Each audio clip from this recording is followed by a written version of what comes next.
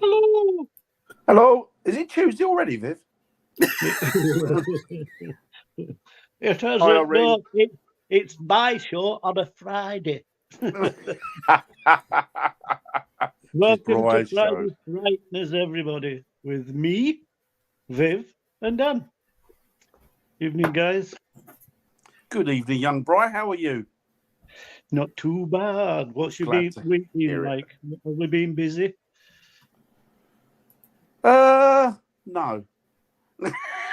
It's an answer. No. How about you? Have you been busy?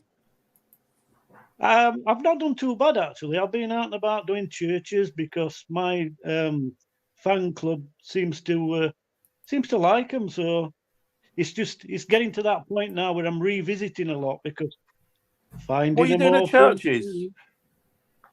Hey, So that can I just say, Nettie says good evening. Bri, blow her a kiss. Mwah. Hi, Nettie. What have you been doing at church? You haven't taken the lead off the roofs again, have you, Bri? Don't be telling everybody. He's been nicking all the gold and silver.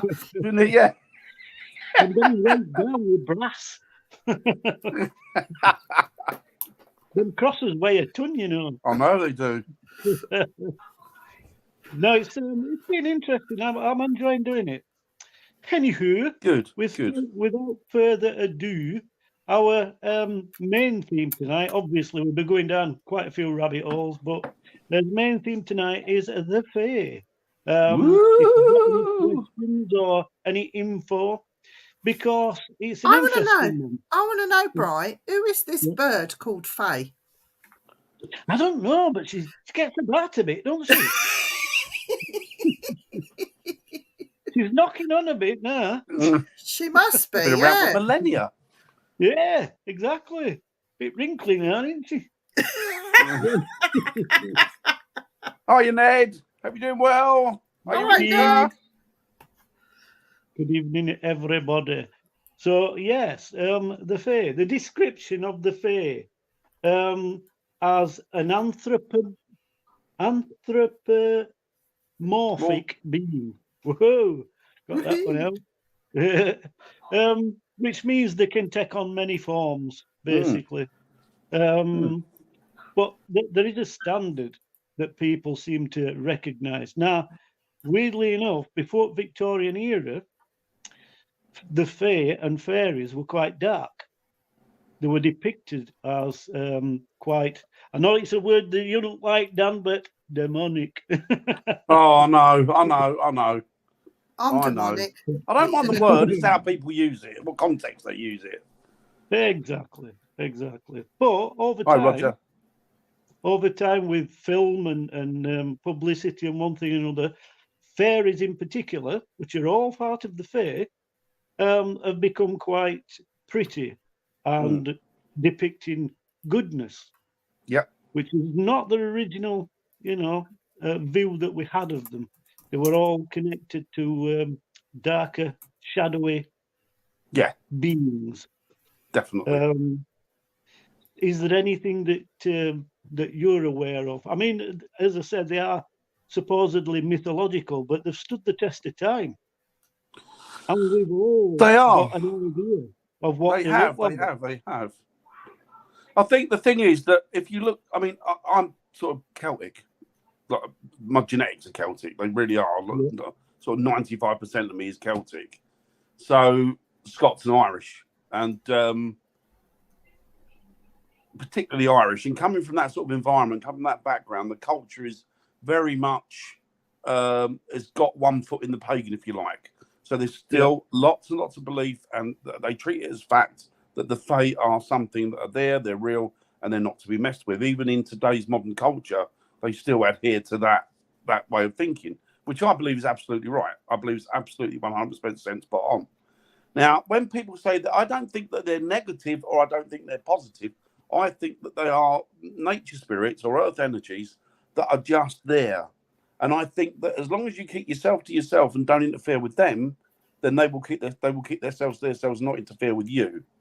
I think the problem is that people or people over the millennia or centuries have tried to get one over on them, and that's where they end up with problems. I think that's where they end up with problems, or moving onto their land, or building on fairy forts, or near fairy forts, or building on fairy walkways or fairy routes. That's when the problems start. And even in Ireland today, or up until very recently, they even moved a road because they wanted to go around a certain area that they believed that the Fae still inhabited. So I mean, that's even modern Ireland today. So yes, of course they're real. I believe they're real. I know. They're real. I think they're real. I think they're 100% real. And I also think that I don't think they're negative or positive. I just think they're like us. I think they're fine so long as you don't get involved to the point where where you end up trying to get one over on them. And I think it's not anything. Leave them alone. They'll leave you alone. But if you do upset them, then you're going to be in a world of crap, I would imagine. Well, without a doubt, I would think. The two that still persist, unchanged practically, are leprechauns and the witch one, what they call them now. The Banshee. Banshee, that's it. Yeah.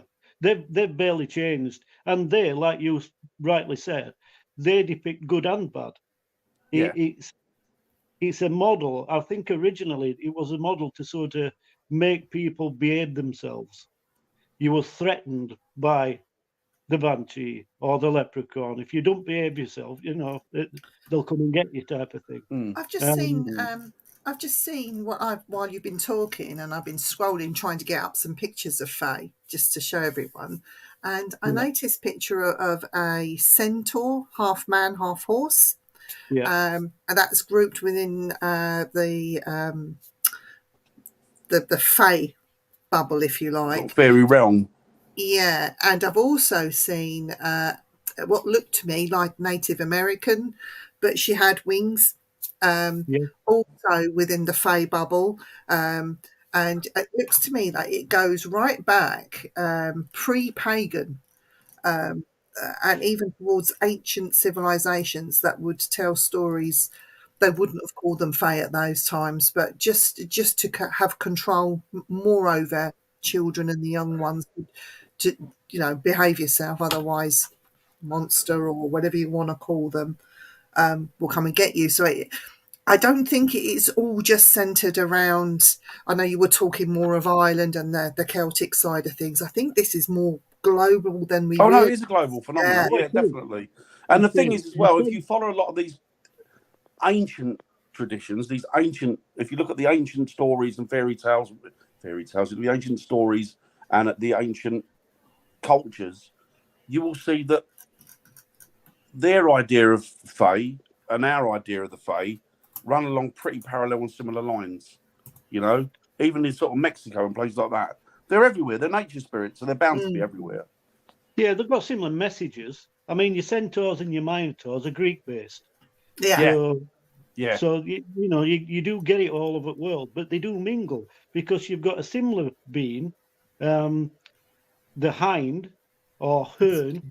Hern hunter, which is half deer, half man. So he's the god Cernunnos, isn't he? He's the god Cernunnos, which is the horned god, which is where they made a derivative of evil from him. So the church tended to cast him in the idea of a demon or a devil. Yeah, but he was just an ancient, or he's an ancient god. Yeah, as it were. Horns, wings, and pointed ears. There is normally something in each religion that will reflect that. They're things that these Fae have got in common. But the creatures themselves are seen in different forms, and that's why they're all classed as anthropomorphic. Yeah, anthropomorphic. Yeah. There's a picture here. I wish I could download it. It's not letting me do it for some reason. And it looks like something out of Harry Potter. Let me see if I can show you my screen here without the light reflecting it. Okay, so I don't know if you can see. Why is that a dragon? Is that? I can't read. Sorry. Wrong light. Hang on. Let's turn this off. Right. Give it a second to settle. So you've got a woman with horns, and she's seems to be lit up with her own energy or whatever. Yeah. And she's got hold of a human there. I don't know what she's doing, but if you look at her, Has she got a deer's face, Viv, or is that my eyes? she's got a lovely, pretty face. Right, Yeah. I've Very got pretty, to see, yeah. very pretty, but horned, wearing a dress and. Yeah, and So a nature spirit. That's where fairy turned from fae to fairy, because fairies are often depicted as beautiful little creatures. Before that, they were quite gnarly and quite witch-like, with pointy ears. The question I've had thrown at me a few times is Tinkerbell good or bad? Well, it depends which actual account you get of it. Because again, like I said originally, they would have been classed as warners, and they could be quite nasty. The other point about them is don't ever give them your name, because if you give them your name, you're indebted to them, and they control you, which is very similar to an entity. Isn't that got? There's a lot with the Irish folklore where if they knew your name, they controlled you, but they'd come and take the babies. They used to do things called they used to do things like what was it called now? Changelings. Changelings, yeah. So there was one. It was a case in Ireland up until the latter part of the 19th century, where there was a girl. She went into the woods and she came. I can't remember exactly, but she came back and she was a different type of person. And they felt that the fairies had got hold of her and sent a changeling in her place, which is unusual for an adult female. It's normally a child that they take a baby. And they actually they tied her to the bed, and in the end, she was murdered, and I think they burned her as well, because the tradition was still so strong there. Didn't that get carried to America? Early doors America. I think it became rampant in America. No idea. It might have. The originality came from Ireland, definitely, but I think it was when there were a mass exodus, and it were things that were taken with them. And for a while, they were very pagan to start with, all settlers, and I think that's one that were carried through. Because wild woods. There were creatures in them woods that no Irish person had ever seen, so they had an explanation, I suppose. They took Samhain from Ireland to, because Samhain or Halloween's an Irish holiday, and they took that with them to America, which is why they've got such a great big. I mean, if you go to America, I mean, it's overflowing with different cultures, isn't it, from all over the world? So obviously, it's like one big melting pot. So I guess a lot of those cultures and those myths and fairy tales, and even the reality of them, crosses itself. There used to be a great program, an American program. I can't think what it was called. It was about a guy. He was a cop. Oh, I'll tell you what it was called. It was called. It was called. Oh, there you go, Ned. It was called Grimm, and the guy was Grimm, but he didn't realise it. And he used to see when he used to go after criminals, what have you. He would see them as these mythical creatures, and so they couldn't hide themselves from him. It was brilliant. If anybody wants to watch a series, go and watch Grimm. It's absolutely superb. Eric's just asked, would imps be classed as fae? Yeah. All the fables, definitely. Exactly, Ned. Yeah, definitely. Harpy, yeah. Same thing. That's Greek. Harpies are Greek. They are. That's your picture, I think, Ned's on about there, Viv. Yeah.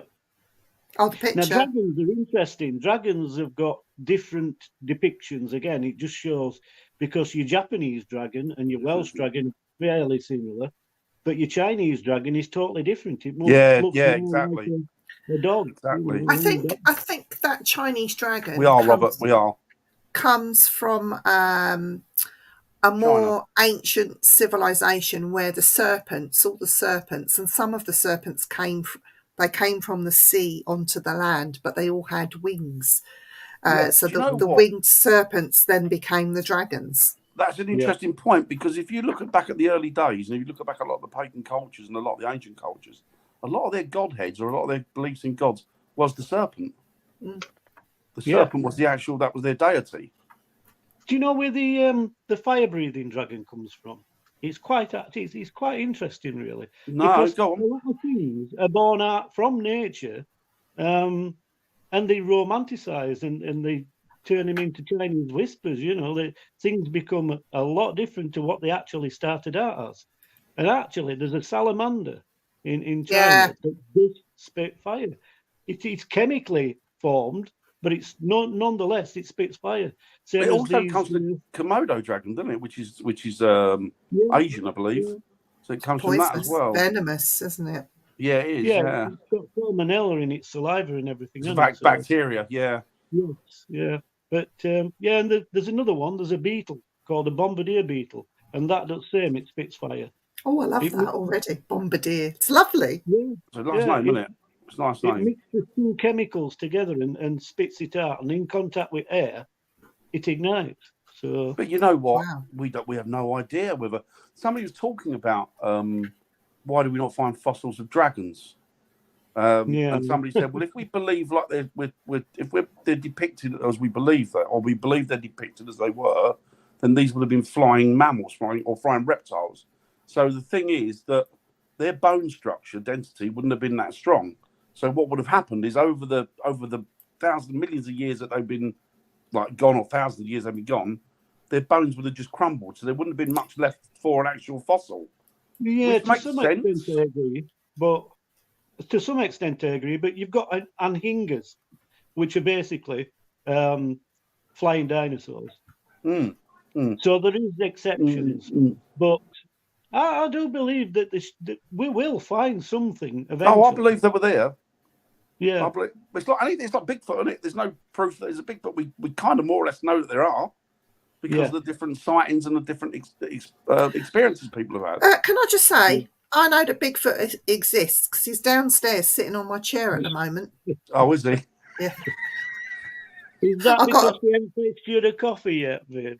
I've got a Bigfoot for my birthday, a cuddly one. That's cute, isn't he? Yeah, I need a name for him. I don't know what I'm going to call him, but going off track. So the Fae, just looking here. Sorry, guys in the chat, I've been ignoring you. Sorry. What's he saying? That's just low, and he's on about low. Yeah. Do you want us to tell everyone why Love's not on? Brian. Because the silly ginger twat ain't well. Because she's got man flu. And because she's like a man. No, we hope she gets well soon. She needed a break because she's got man flu. Oh, Oh, it's tickled me. You do, Bobby. You do, yeah. Here's on same vein. Elves are connected to Fae. yeah. Elves, yeah. And there's a saying that they don't like cold iron. Yeah. No. And this is where a tradition came from in Ireland to put a horseshoe Yeah. nailed to your door as good luck because it Yeah. kept them out. Yeah. They And don't then like today it still exists that people say that a horseshoe is good luck. Yeah.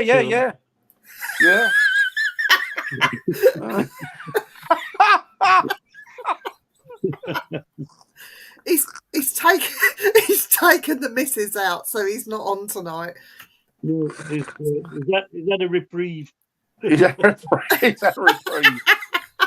You say that, but he's had to go out with a wife. Yeah. So Brian, the four-leaved clover, that is also, is it not associated with the Fae, the four-leaved clover? It The shamrock. It's supposed to be where an elf has trod. Oh, is it? They also use the shamrock as a trinity, so you got the Father, the Son, and the Holy Spirit. So the three leaves represent, which is St. Patrick and all of that stuff. And what about the fourth? Comes into it, but The fourth one. Yeah, Is the Fae. Yeah, I have no idea. Yeah, They use the 3-1. The Fae use the 3-1 as well. It's just that, you know what? You know what it's like? The church got involved with a lot of pagan origin to mix it with their own. so that it become more acceptable to the locals. No, well, exactly. Yeah. Yeah, that's what they did. There's more reference to paganism in churches these days than there is actual religion. Yeah, well, yeah. And they don't even, thing is, the Christians don't even realise it. No, they don't. Yeah, they don't even realise it. 90% of churches that I've gone in, there'll be a vase somewhere along the line that. with twisted hazel in it. Mm-hmm. There's nothing more pagan and witchify than that. But exactly right. No, they don't realise it. I've noticed there's something written here. I'll read out to you. Tell me what you think on it. It says... He in the English. Rita's asked that. So I'm looking at plants associated with the Fae. And this one says water lily may help reduce or even heal particular sickness given to you by the Fae folk that turns one to stone, aka paralyzes them completely, to be used with moderation, or you might find your body melting off your bones. Yeah. The actual connection is blessed by water spirit. There's always a spirit involved in it, and like Dan says, it's usually natural.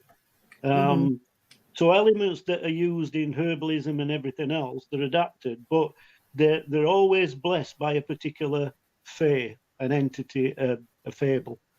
Yeah, because it says here, lily of the valleys to be avoided at all costs, for the Fae use this flower to entice the unwary. Yeah, it wouldn't surprise me. But it's a really lovely smelling plant. Like they make perfume out of that. That's the thing, isn't it? To entice you. It's actually good for PMS as well. So. Oh, is it? That's why. That's why you should never go near a woman, because they smell nice, and that normally means danger. They smell nice. So if they smell like a fish factory, they're all right then. Well, they're the sort of women I normally ended up with over the years. So. Exactly. They're just naughty and they don't charge you. Right. Exactly. Oh, yeah, they're meant to be lucky, aren't they? The 4-leaf clover one, the 4-leaf clover ones. Yeah. Come on, be watched for 22 minutes. You don't think someone's missing? Oh God.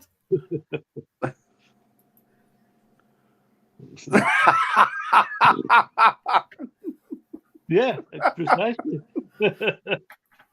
I'm sure there's a plan for that as well. I've got a joke. There is. Go on. I'm going to tell you a joke, Bri. Go on. What did the blind man say as he passed by the fish factory? Good night, girls. He said, "Hello, ladies." Yeah. Sorry. It's Friday. It's Friday. I see, said the blind man to his deaf and dumb daughter, but it didn't make much difference because she couldn't hear him anyway. Oh. There's loads of them out there, isn't there? Yep. Well, so what was you saying about the Fae? In Woodland, demons, Fae folk. I'm seeing lots of Fae folk from the forest that look like they're actually part of the forest. They look like a tree, but they've got lots of branches coming out of them, or they have the horns, or little troll type things that are dancing in the forest. It seems like the Fae seem to be quite diverse in the way that they look, or what their role is, or I'm seeing all sorts. I'm seeing animal type creatures that look like the Fae a little bit, horses with wings. Could they be classed as Fae, Pegasus? I would think anything like that would be generally. Yeah, anything that's out of the ordinary from the human form. It's got a human presence, but it's twisted and changed and represents each habitat. I think that's a better word, is the habitat of where they are. And it's natural. Yeah. And they will be classed then as protection of that area. And of course they have to have a different look from, say, a plains person, a wooded person, you know what I mean? So there is a fae for every environment. Do you know what? If you think about it as well, I mean, we, as living beings, as humans, everybody it's believed, and I believe it, I'm sure everybody out there does, we have a spirit, we have an energy, we have a soul that leaves the body at the moment of death, right? Because we are an active energy, we are a living being. And the thing is that trees and plants have now been proven to be like they're living things anyway. They're being proven to have an intelligent nervous system. So the thing is that when a tree gets damaged, then automatically it will send a warning out to other trees. If a plant gets damaged or a flower, it will send a message under the ground via the root system, via chemicals, to warn the other plants. So they're in conversation with each other. So therefore, they're living things. So why can't a lot of these spirit energy or these natural energies, these nature spirits, why can't they be the spirits of the environment, of the trees, of the plants, of the woods? Oh, well, exactly. I don't know what the word is, but I do know what the main sentence is. Dan, you haven't paid.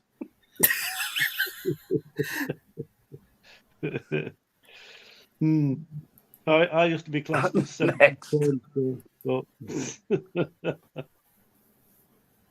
Yeah, I think, isn't it? Are they called the undines, the water spirits? Aren't they undines?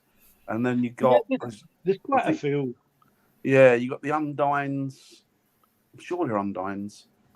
There's even spirits of the desert, which are depicted by snake-like creatures, and they slither just beneath surface. There's actually a lot of natural animals that do these things. You know what I mean? So I think a lot on it. Originally, they were all on mushrooms, and they've just seen things. Yeah. Well, it's like the Native Americans. A lot of the Native Americans, I don't know if they do now, but they used to use, is it peyote? Yeah. But they said quite rightly, and I think they're probably right. They're more cultured than we are today because they're still in contact with the natural environment. They said that it used to lead them into the spirit world, I think.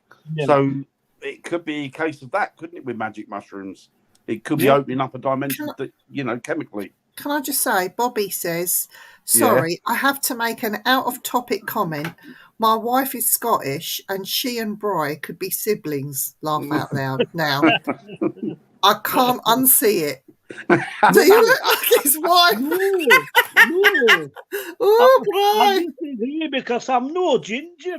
The ginger twat's not on tonight.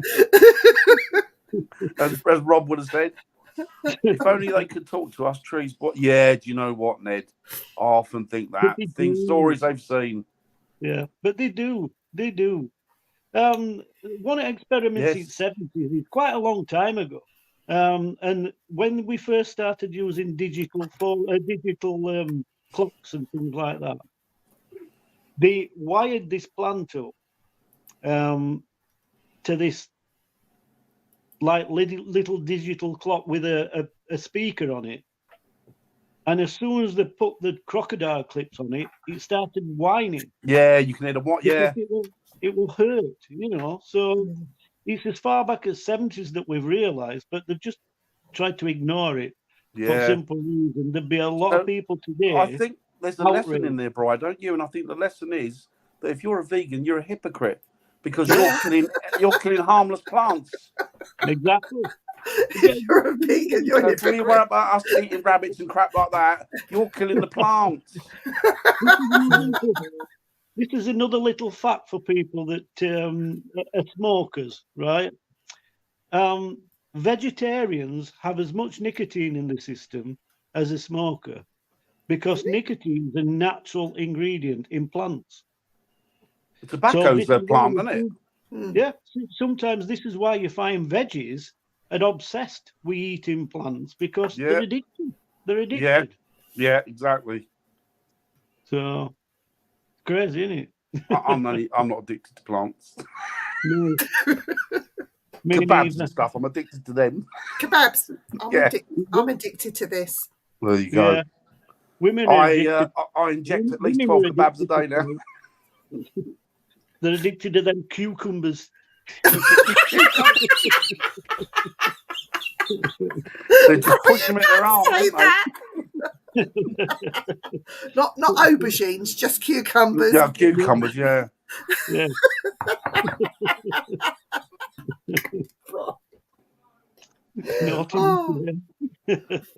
They take them up the Arris, apparently, the old cucumbers, the old hippies. Oh, yeah. The new thing is the love eggs. I love eggs. Eggs. Yeah. Yeah. The new ones don't set off the security alarms when you walk into Tesco's anymore. They used to, apparently. Did they? Yeah, they're just wobbling instead of vibrating now. So, mate, what are we putting into our digestive system? I'm just going to go out and start eating mud. I'm going to find a field with no pesticides on it, just cow down on whatever's there for an hour. Oh God, Brian, that is so funny. Anybody that eats vegetables has got nicotine in the system. Yes. Yeah. Yeah. Yeah. What do they call them? You sound like you've got personal information about the elephants, Annette. If I ever catch you hanging around the zoo, I work at, I'm going to get the police. Oh dear. I've never seen a cucumber with legs though, so I'll get that.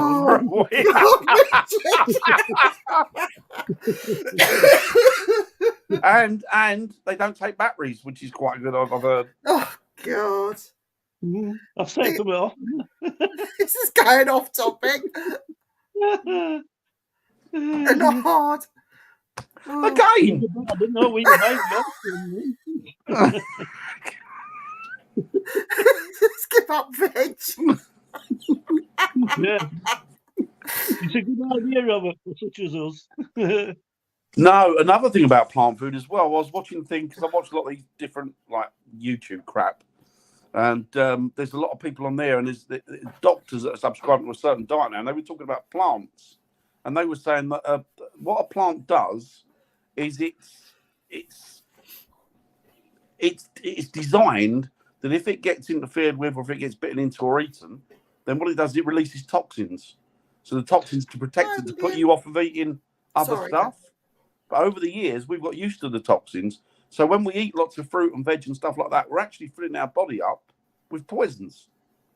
Well, yeah, I mean, I suppose it's common sense to some extent. I mean, you've only got to look at a Venus flytrap, because as soon as that closes, you can see it produces a juice to digest a fly. Yeah. So if you go on that analogy, I suppose that's an obvious example, but a lot of plants will do it a lot subtler than that. And yeah. Well, yes, it's the chemicals that they release, isn't it? I got addicted to carrots, so many my skin. Did you look like an Oompa Loompa? Were you going to work going Oompa Loompa diddly dee? Yeah. I've had too many carrots, now I need a wee. I was saying, Louis, because I was saying when I had an addiction to what's it, and they used to turn my skin orange. Well, that as well, but no, naturally occurring, Ned. It's naturally occurring the chemicals that are released, which is it makes sense. Take it easy, Bobby. Great to see you. Mind how you go. Take it easy, Love buddy. to the wife. Take care. Have a great weekend. The most common transformation, which is not recognised, but it should be, I recognised it years ago because I'm diabetic. And a lot of plants, because a lot of plants that we eat are starchy because we need that starch. The thing is, if it's underripe, it's not got as much starch. If it's ripe, that starch turns to sugar, so it entices people and animals to eat it. Yeah.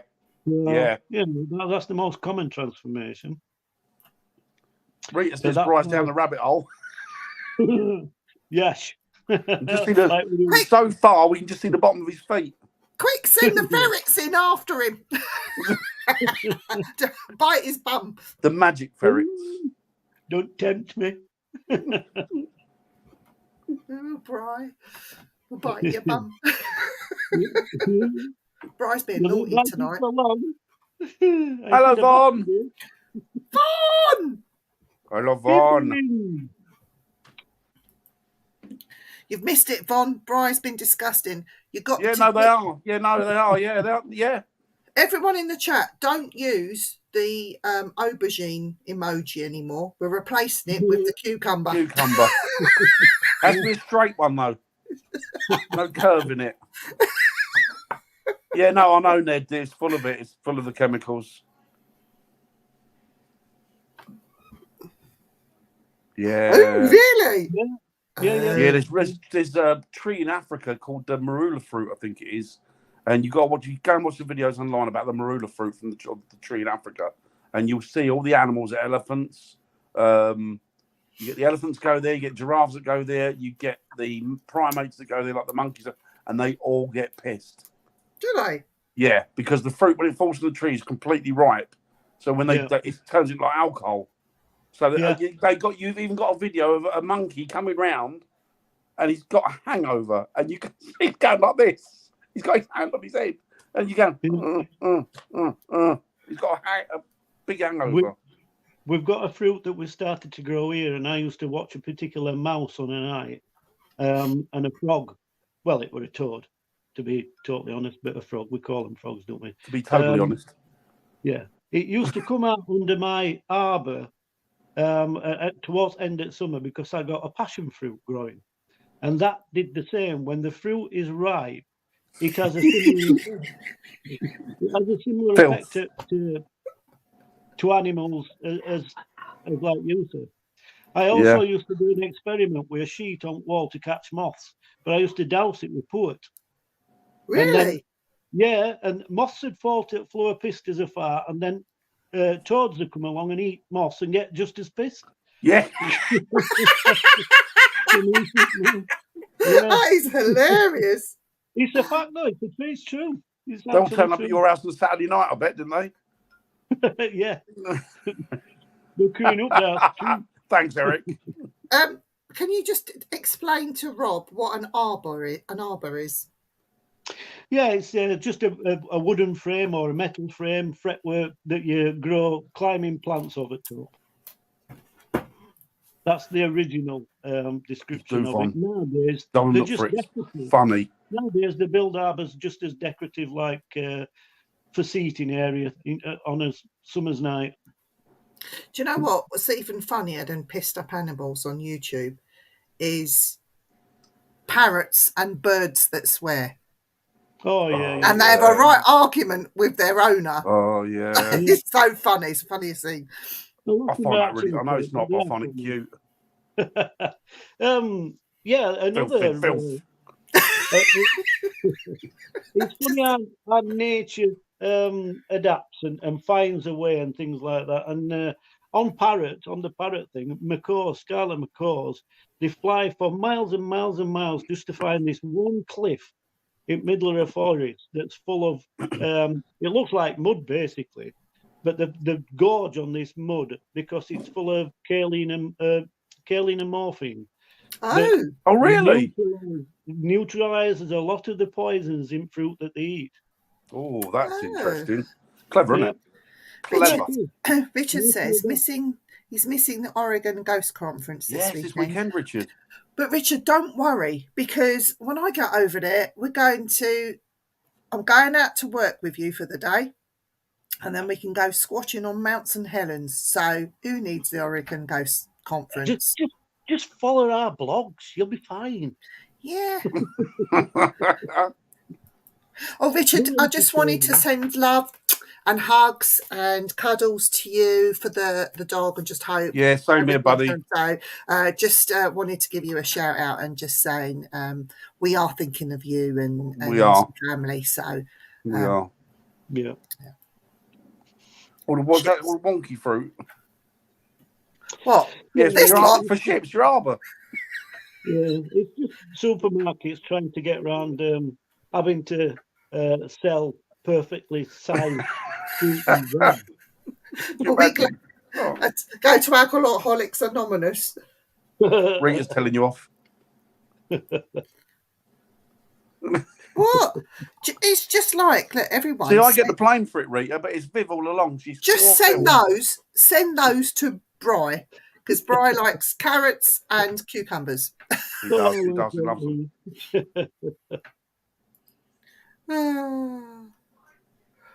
Oh dear.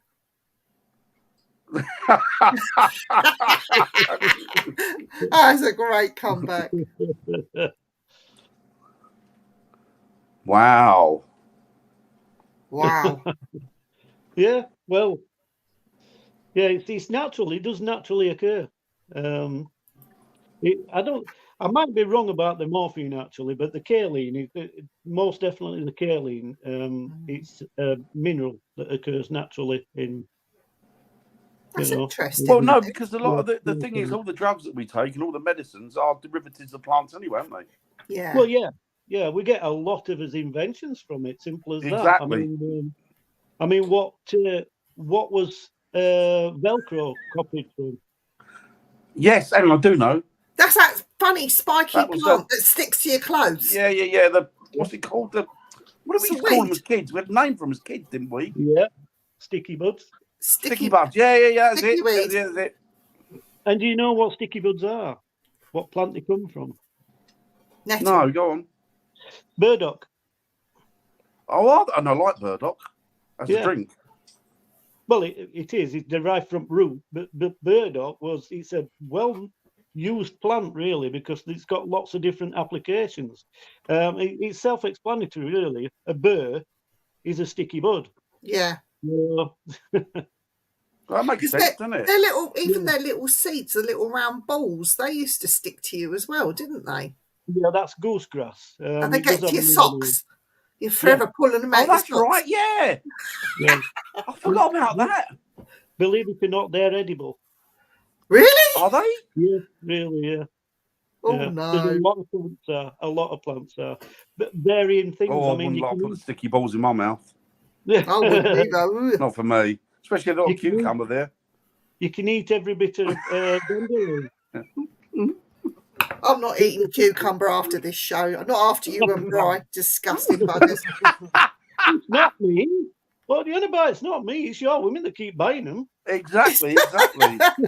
Can't get near the bloody counter for women buying those things. Exactly. Every must think I have a great sex screaming I do a night on the way I walk. Oh, bless you. Bri would say, well, take that cucumber. Take that cucumber out, you'll be all right. Yeah. I'm only joking, Ned. Oh, bless you, Ned. That must be awful. Yeah. Oh, wow. Yeah. I hope you get some sort of respite from it. Yeah. Ned. There is natural ingredients that you can take for it, definitely. A lot of the natural stuff works better, doesn't it, than some of the... I swear by it. I really do. And you don't get addicted to it, do you? That's the beauty. Yoo-hoo. No. Hiya, Lorna. Simply because, I mean, there's I another know girls use a whole bunch. What? It does, Ned. Where does aspirin come from? The cocoa plant.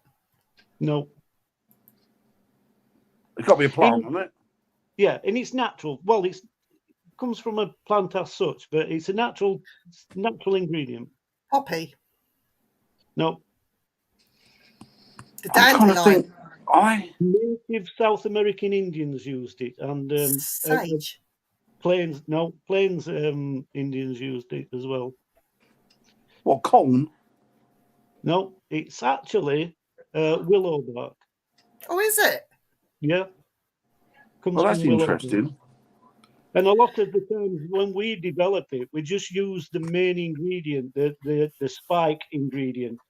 So it's got none of the soothing agents in, like to steep willow bark in hot water and let it cool and drink it. You're getting all the other ingredients with it that stop it being harsh to your system. Yeah. So Von says she's eating cucumber as you speak. I will never look at salad in the same light again. I just hope that you've sliced it, Von, before you put it in your mouth. Yeah, I'm going to say, just peel it and slice it. It'll not have the same effect. You know it, Richard. You know it. I've got more than one thing. Oh, bless you. Oh, yeah. That's horrible. Oh, Yeah. big hugs to you. Hello, Ned. young William. Hope you and your good lady wife are doing well. Well, I already have one. He's doing William's doing Scottish Scrabble. So if you can think of any Scottish words for him, Okay, the new. I don't know many Scottish words. I can barely speak English. Stotty, Stotty cake. Stotty, yeah. Yeah, what that's about on board, isn't it? bogging? If it's bogging, it's stinking. It's bogging in it. Yeah. Bogging. Pish. Pish. Pish. Pish. I hope that's helped you, William. Probably won't have, will it, William? I'm so sorry. Oh dear. Oh Wow. That's crazy. The thing is, morphine is one of them that is a cumulative, and your body, like with paracetamol, it gets used to it. Builds up a tolerance, doesn't it? Yeah, you've got to keep up in it. I would see if you could find an alternative and wean yourself off it, because there's nothing worse. Yeah. Nothing worse. Burach William? Burach. I don't know what that is. No, I don't. It's Guy the night. Yeah, dreek. It's very dreek. It means miserable night. Dreek. What is that, a Scottish word, is it? Or yeah, dreek. Yeah. I always believe there's always someone worse off than me. Yeah. Do you know what, Ned? That's a very good way to look at things, to be honest. Yeah. It is, because it's positive. It's positive. Hello, Wayne. It's that glass half full rather than half empty, isn't it? Exactly. As long as you get a positive slant on things, you're on the right route.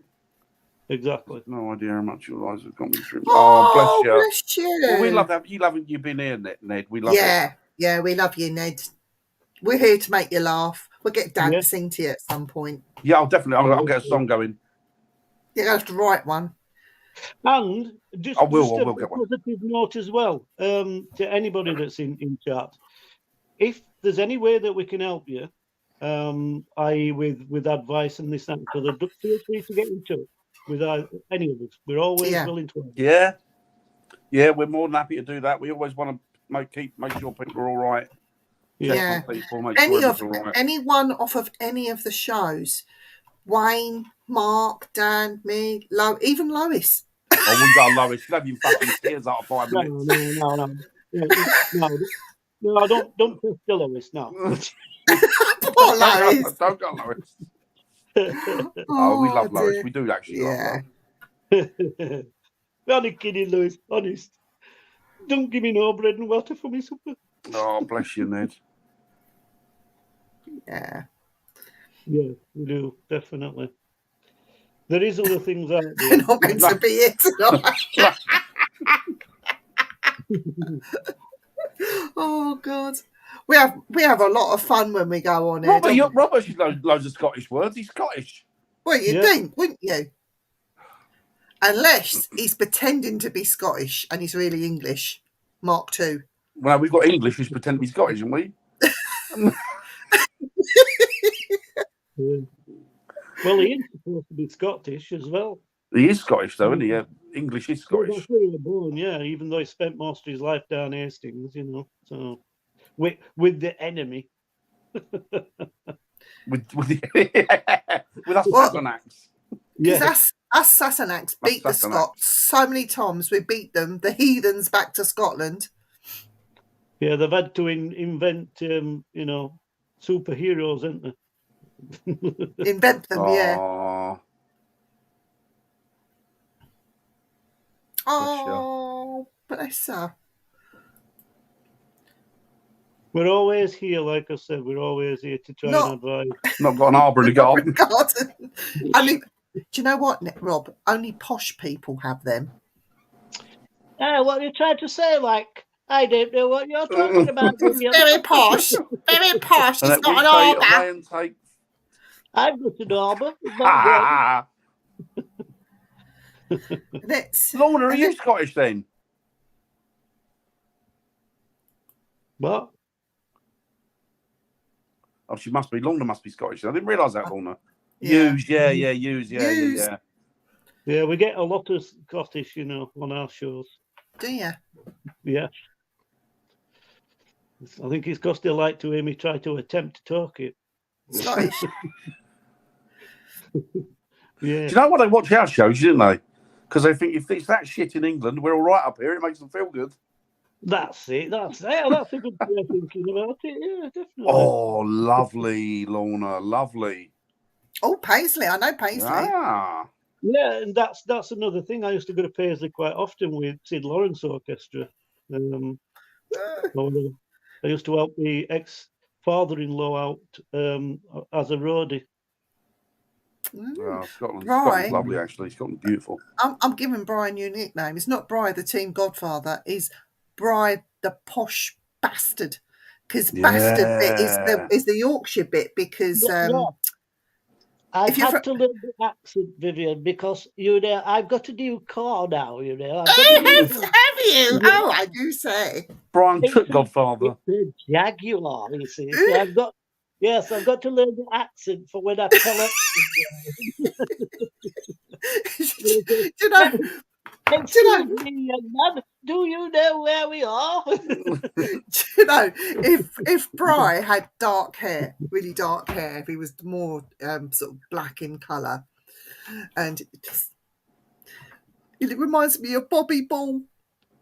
Bobby Ball, that was a living legend. He was a legend. Freaking love Cannonball. Cannon and Ball. I loved them. You're just like Bobby Ball.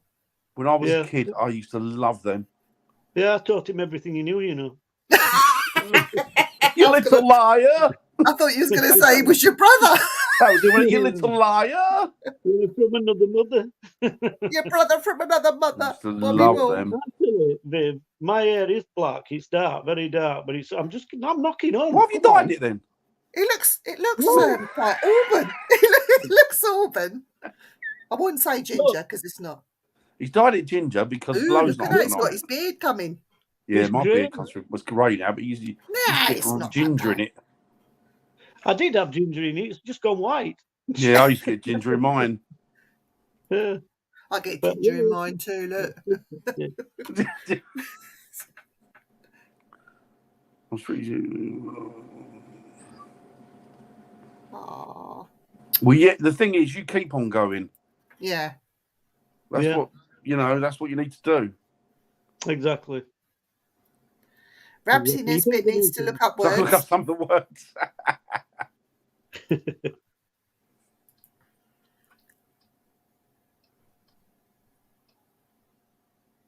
I think Nettie's from Manchester, isn't she? I'm really sorry about that, Lorna, but there's nothing we can do but apologise for that. Yeah.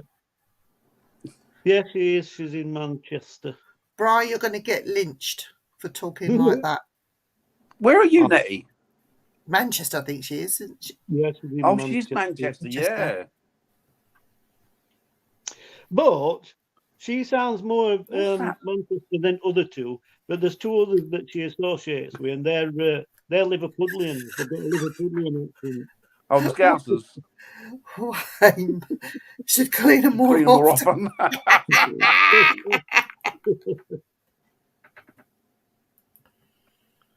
She's a Mank. Manchester. Yeah. Having it large. Having it large. Having it large, Manchester. You remind me of one of them two comedians. Oh, Kevin and Perry. Oh, Mrs. Patterson. Oh, yeah. Absolutely. Absolutely brilliant. Hello, Kev. What they call him, other guy that he works with a lot. Harry Enfield works a lot with him. Oh, he works with White, is it? White? Yeah. What's his name? Paul Whitehouse. Whitehouse. Yeah. Paul Whitehouse. Yeah. Fantastic. Brilliant, them two. I love Kevin and Perry. That's a brilliant film. Wayne, all I want to do is do it. Big girl. Big girl. For those that don't know what we're talking about, it's Harry Enfield as Kevin and Perry. Kevin and Perry go large. It was brilliant. Yeah. Yes. Yeah.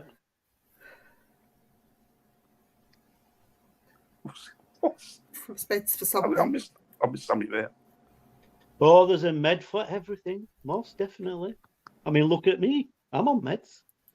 Oh, yeah? Yes. I need some meds. You missed it. It was the first 3 seconds.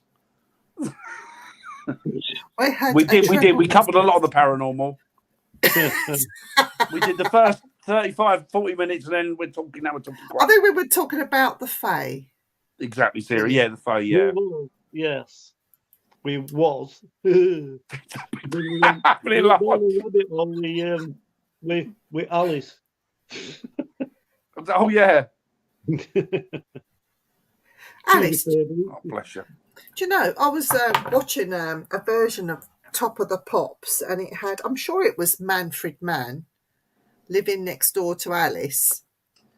And it had that comedian, Frank one from up north. Oh, I like him. I know he's not PC at all, is he? He was singing the bits about who the F is Alice. The helmet flies again and all that he does, doesn't he? Oh, yeah, he's terrible. Oh, what's his name? Chubby Brown. Roy Chubby Brown. I don't think I've seen Manfred Mann do it. Roy Chubby Brown. Was it Manfred Mann? It was it was a band, but Yeah. yes, Roy Chubby Brown. Oh, are you not that far from the ground? That's it, Wayne.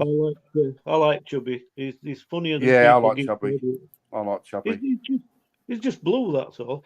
I'll tell you a guy though that was really, really, really clever, and he did 2 routines. He did what they would call an intelligence show, and then he'd do a blue show, and that was Bob Monkhouse. He was very, very Really? He did, yeah. He did a right filthy one, didn't he? Yeah. There's a classic story about that song when he was in a band.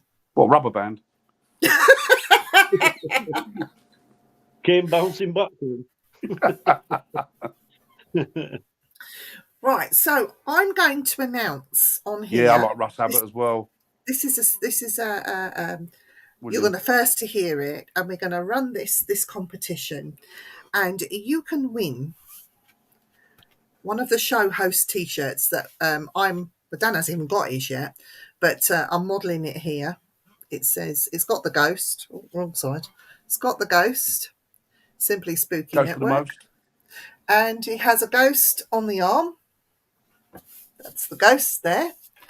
And to win this T-shirt, all you've got to do is name the ghost. See the logo in the corner up there by Dan? We want a name for him. And the winner will win one of our T-shirts, the show host T-shirts. These won't go out for sale anywhere to anyone, just show hosts if they want one.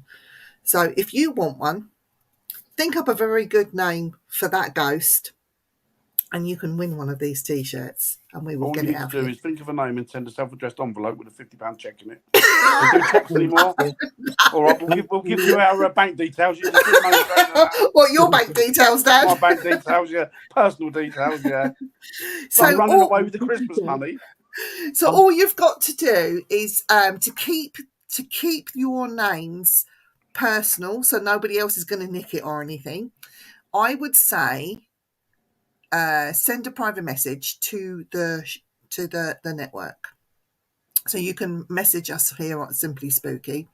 Just put the name of your ghost, or if any other names come up, you can enter more than once. You don't have to do it. We're going to run this. We're going to keep it open for a month to give people a chance to think about it, and we will put them all down, and we will announce it at the end of April. Oh, we're going to kick it off then, and all of it with a name. Well, go on then. Throw one out there, but you can't win because you're on the network. I named that ghost Henry. Henry. You got a name for it, Viv? Boris Johnson. Nice. Boris the Johnson. Nice. You want this show to sail, don't you? Huh? You want this show to sail, don't you? Not flop. Yeah, well, that's Boris as he is now, and nice. There's Sunak following him. One in joke, I should get political. Yeah, so you can call it what you like. So that is what we're running throughout this next coming month, and you can win. How are we going to do it? We're going to set up a thing that they can put their answers into. They just PM the network. PM the network. If you're not PMing, you're not entered. So PM the Got to be in it network. to win it, and it could be, as I say, you. It could be you. Or you, but not, hang on, not me, or him, wherever he is, or him. But we honestly, you can be anywhere in the world. We don't care. We will post to you if you win. And I think behind the scenes, we're all going to have an argument about the best one, and I think we'll put it to a vote. So it will be the show hosts that will decide the winner. Yeah. I'm not going to tell the show hosts who put in what name, so we'll make it as fair as possible. I'll just put the names to them, and I'll know who sent what, and the winner will be live on air if they want to come on the air with us, and we'll chat to you. That'd be good, wouldn't it? Yeah. It'd be good. Yeah. In the hood. So get your entries on a piece of paper and send them. Second prize is a cucumber. Not an aubergine. Not yes, an aubergine. Oh, Bernard Manning, man. Yeah, thanks, Nicola. It's been lovely to speak to everybody. Take care, Nicola. Have a great weekend. Have a good day tomorrow at work and weekend, everybody. Yeah, have a nice one. Thanks for joining us, everybody. You've got photographs of some creatures? No. No, I don't know. I mean, no. Not sure, really. Ned wants to win it. There you go, Ned. Oh, that was, what's his name? Brian Connolly, yeah. It's a puppet. It's a puppet. He slammed it on the floor.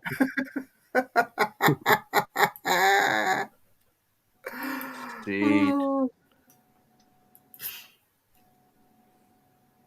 Nah, I won't send it. It wouldn't cost that much to send it abroad. No, we'll just charge it to you. The ghost looks scared. Scared of Dan. Well, actually, he's trying to mimic Dan going. He's doing a good job of it. Virgil. Oh, dear. Little and large. Yeah, I just like them. Oh. Maybe we should go to Australia and do a live from Australia, Dan. That would be great, wouldn't it? Yeah, it would, yeah. There's a lot of haunted places out there as well, isn't there? Have you heard about the woman who was married to the ghost turning into a ghost investigator? No. I've heard about the woman who married the spirit, didn't she? A pirate. She married a ghost, didn't she? Ended up in divorce. I think something went wrong, didn't it? Isn't that the invention of Randall and Hopkirk? I used to love there that. was a story I heard yesterday, not yesterday, or a couple of days ago on the radio on one of these podcasts. And that was about a lady who was in England. And this is back in the 19th century. So the latter part of the sort of 1800s. And she was going out with a guy. And they were due to get married. And he went to work and sadly and heartbreaking, he got killed. And so one evening, her and the vicar went to the churchyard. And he married her to the spirit of the thing, the man, this ghost, so to speak.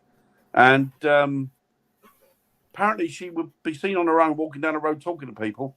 And the funny thing was that people said, and it was documented in this village, that when you couldn't see her and she was holding a conversation, you could hear a man conversing back to her.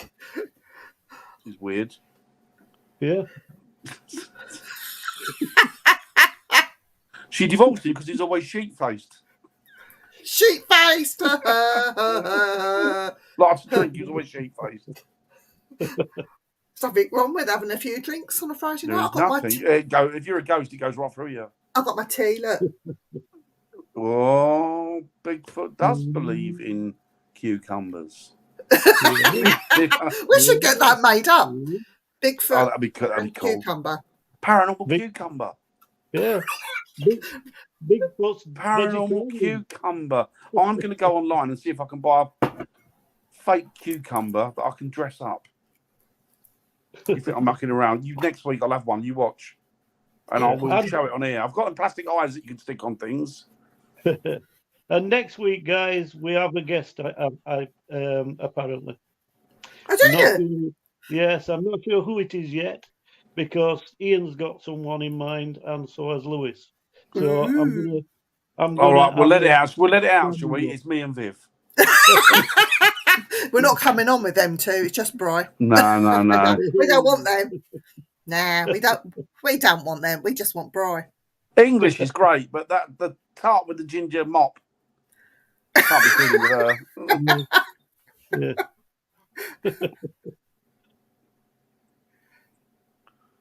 Could sell a REM pond one cucumber. Yeah. That'd be cool, wouldn't it? And it vibrates. Yeah, that'd be mint.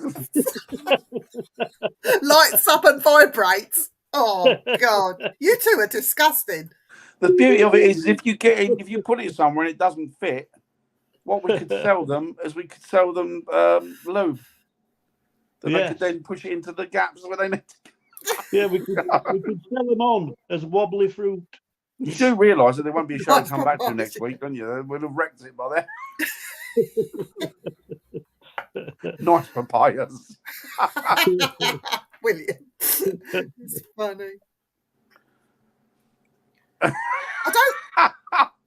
don't think you can get very long plastic ones. You can get the little ones that the babies play with their shopping. I always call them wallies. I thought they just called them pickles. Pickles? Yeah, we call them wallies. It's a London word, isn't it? Wally, give me a wally. Yeah. But it was a gherkin, a wally, wasn't it? Yeah, it was a wally. Give us a wally. Gherkin's like a small cucumber, isn't it? Yeah. Oh my God. I like a gherkin or a wally. Yeah, but a wally's an wally. Yeah, it's a London word, isn't it? Give us a wally. So I'll give you a wally in your face. An old London word. Call it Shaker Eric. Shaker Eric. The Shaker, the latest in paranormal gear. Call it. There's one thing about it, Eric. Later on in life, you'll be able to put a claiming for white finger, wouldn't you?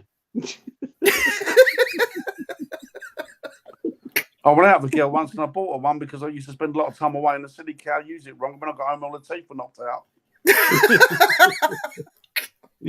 Yeah. Oh my God, you two. Goikins, as the New Yorkers say. Goikins. I don't like goikins on me burger. Goikins. Do you think? Here's a question for you. Going back. No, we don't. Going back to the Fae. Yes. Do you think that some of these cryptids are mistaken as cryptids and are really Fae? And the one I'm going to bring up is mermaid. Yeah. Apparently, there's some genuine footage out there that's come up recently. I think it's fishermen that have got it. Yeah. And they've released it. Yeah. And another thing that came up the other day, did you know they kept this swept under? There has been a new sighting with photos and video of Nessie. Yes, I saw that. Yes. And they've kept that quiet. So I think the jury's still out on that. But it's interesting. See, Victorians were masters of cut and shut. Yeah. They were. There's masses of evidence, but they are just cut and shut. The bottom half of the fish, mainly sturgeon, because it doesn't decompose like a lot of fish, with being a bony fish, and it's a large fish. So there'll be the tail end of that. Also used to be the First Minister of Scotland. Yeah. That was cranky. Yeah, that's her. That's her. So the tough for the monkey. So yeah. I'm wondering if us as human beings, because we're human beings, the human race are idiots. They've always been there, the Fae. we've made more out of them than we should have done, because they've always been there. They're right under our noses, and because we're looking for these beautiful fairies with lovely fluttery wings, that the fae have just walked straight in front of us and right past, and we've not noticed because we're not looking for them. Do you know, I'll be honest with you, and the way I look at it is like this. When you look at the human race, we can't even get on with each other. Would you want to be involved with us? I wouldn't. If I was a different being looking in on the human race through a different lens, I would think to myself, what a pile of shit. What a mess. Yeah. I'm not going anywhere near that crap. So you can't blame them. There's various theories. Mine, the belief that I've got is, I've always thought of, you've got 3 levels. You've got heaven, which is higher beings. You've got lower, which is demons and devils, and then you've got us in the middle. But it's not as black and white as that, because you've got lots of creatures, the fae included, which surround us. There's some good, there's some bad. You've got aliens, again, which surround us. There's some good, there's some bad. And then there's other things. You go to fairies and whatever, which are above us. They're and angels. They're in between us and the higher beings. And then you've got entities and poltergeists, which are lower than us. You know, so it's not as black and white as people think. And they're all connected to energy, and they're on different wavelengths. And a lot of these fae, I think they've just melted into the background. They don't want to associate it with. Don't blame them. Don't blame them. They become invisible to us. I think the Loch Ness monster is an extra large cucumber. It could be, couldn't it? Somebody's jacked it in. It could be. Disguised as a mermaid with piles.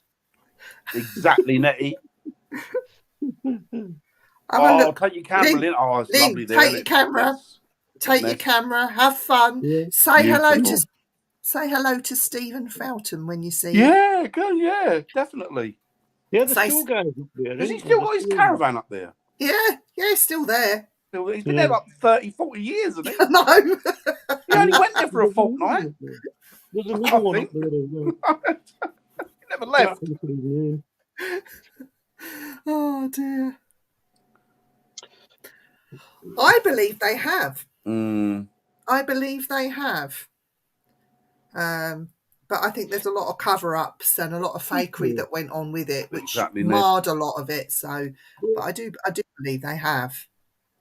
It's the same with Area 51. There's supposed to be so many aliens in that base. They just run about, you know what I mean, like orphans. You know what I mean? It's incredible, really.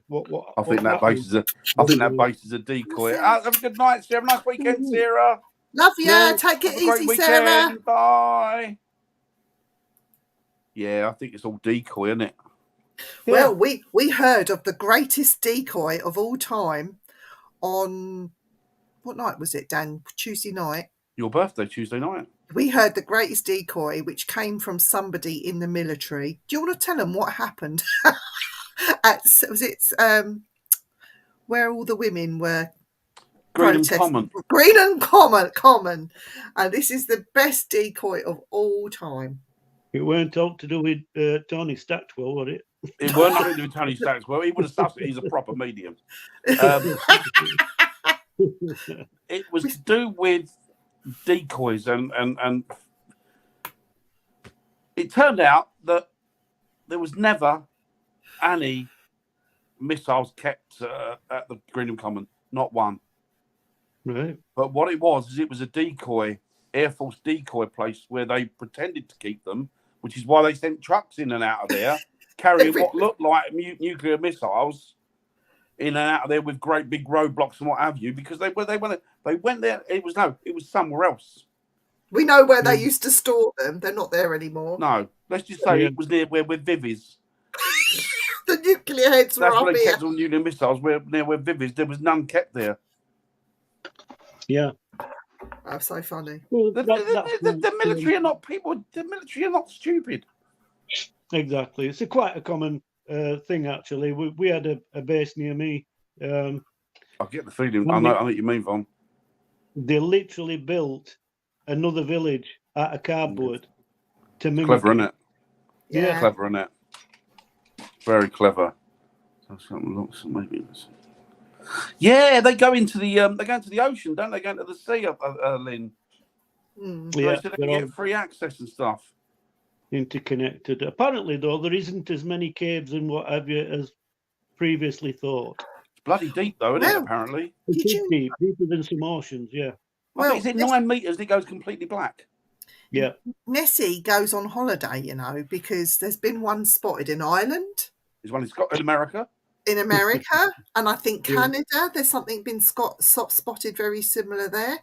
So Nessie does go on her travels. You know, she don't stay in Loch Ness. I don't think it's the same one. I think it's probably similar species, but I'll be honest with you though, I fear for these creatures. Yeah. I fear for them because there's always some prick out there that's going to want to shoot it. Yeah. Yeah. Yeah, I'll do that. I've done it before. It's good. Yeah, inflatable tanks and aircraft. Yeah, that was clever. That. I made two humps. I prefer one hump. They're much prettier than the two humped variety. When it comes to camels, is it a dromedary or a bacteriid? Well, I prefer the andromedary. What about you?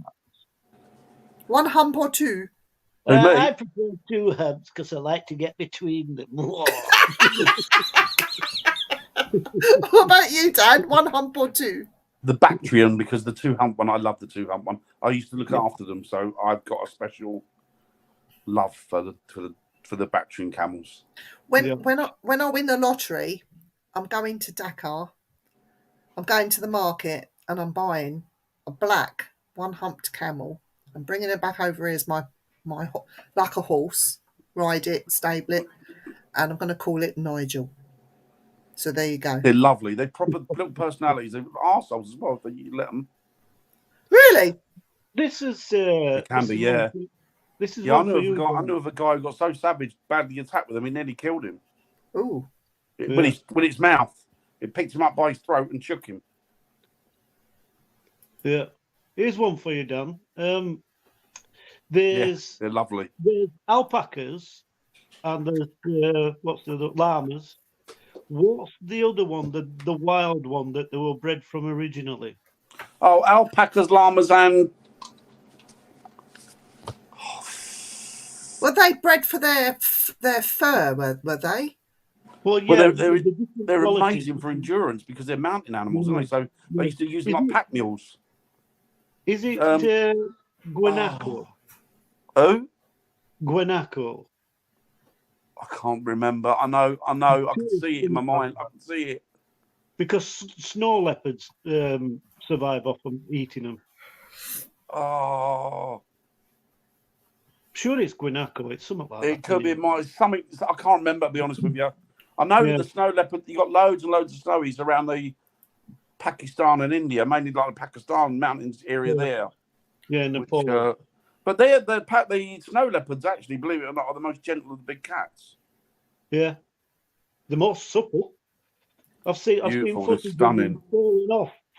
Missing its prey and falling down a mountainside, and it still got up and walked away. Oh, amazing! Beautiful. Yeah. Do you know what I saw today in nature, which I thought was really amazing? It made me stop in the middle of a high street and look up.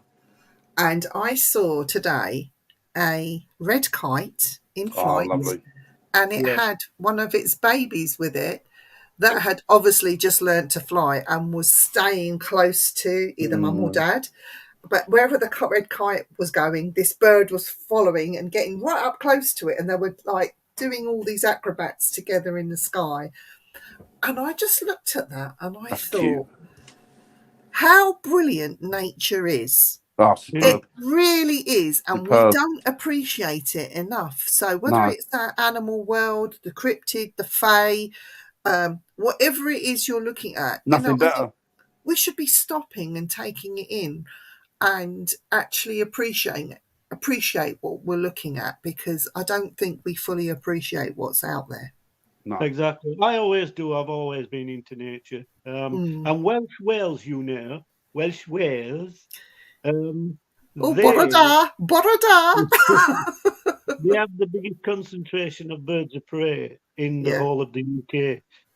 It's the only place in the UK that the surviving families of red kites, they are native families, because elsewhere in UK they're reintroduced Just that's right. from Spanish stock. Yeah, they're But really spread out. Roseau in South Wales is the most rare of the kites, which is the grey kite. Yeah, yeah. I'll be lucky enough to see one. We have up here the ospreys are coming back. Black kites in Africa.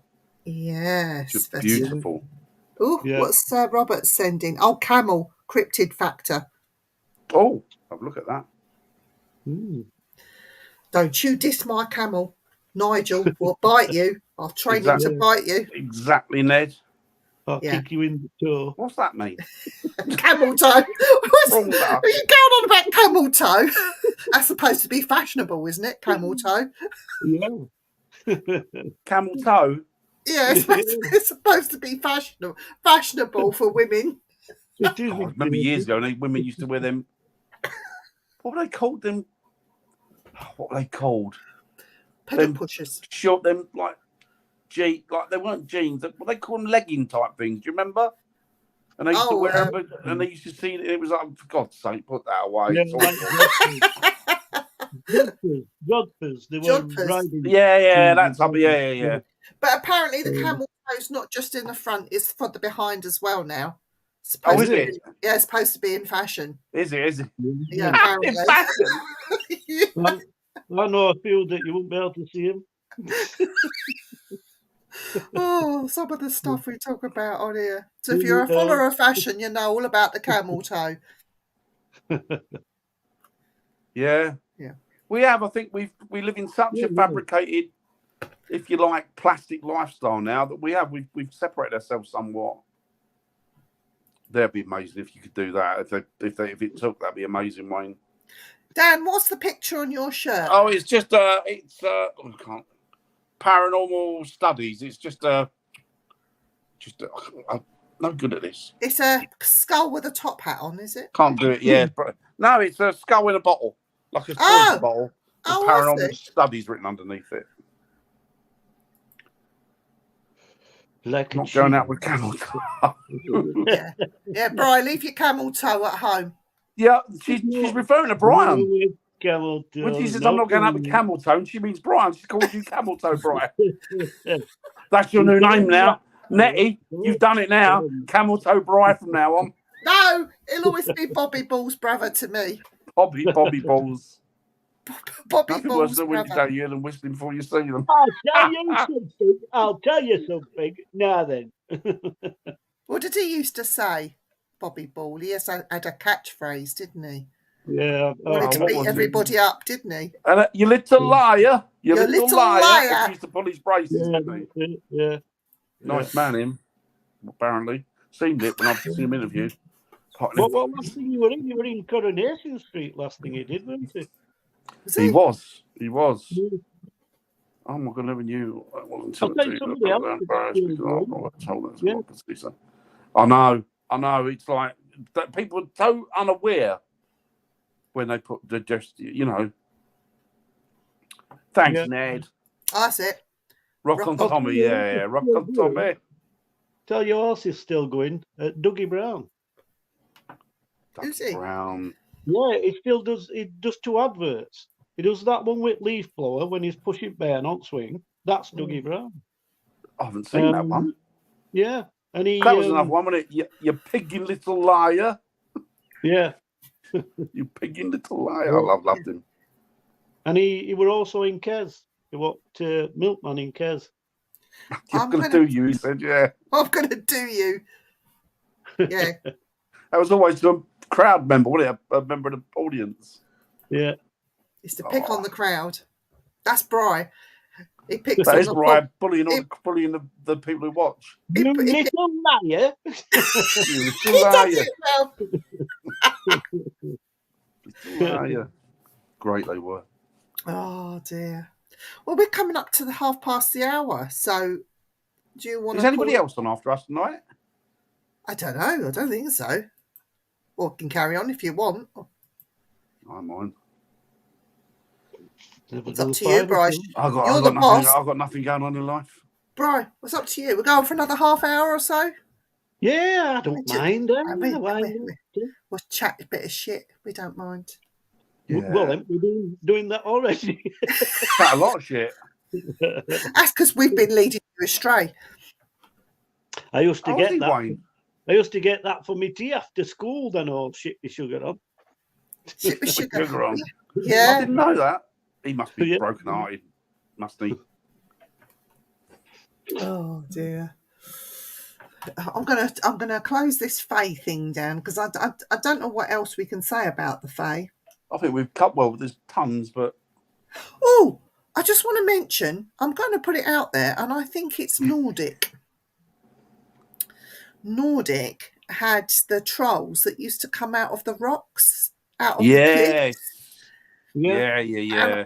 And apparently the spirits of these trolls, apparently they still believe in them, that they're still there. They do. Germany, the Black Forest as well, is a lot of the legends of the trolls that have come from there as well. Which is why, if you ever go to has any of you been to the Black Forest? Stunning. But everywhere you go, there's like trolls and references to trolls and stuff. Exactly. But didn't that derive from gonks, or did gonks? No, I think gonks came from them.